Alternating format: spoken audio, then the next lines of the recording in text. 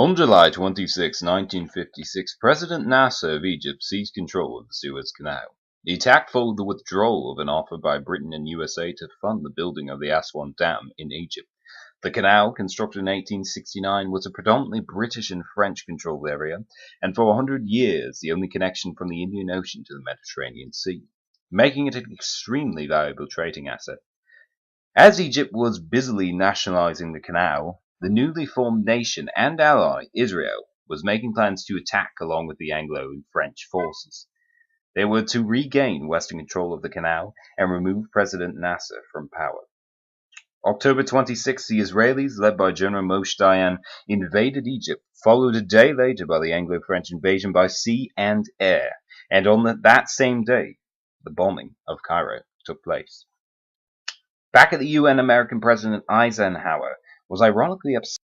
The United States was not consulted in any way about any phase of these actions, nor were we informed of them in advance. In the circumstances I have described, there will be no United States involvement in these present hostilities.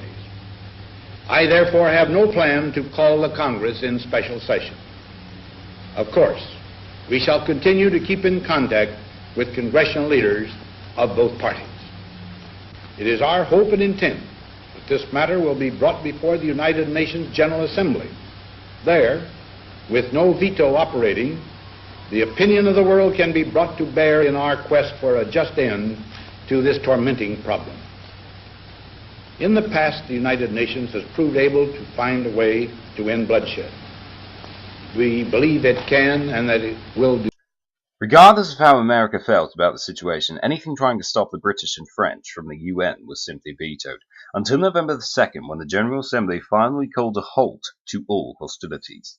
The British and French agreed, as long as a UN force was put into place to patrol and assure the reopening of the canal.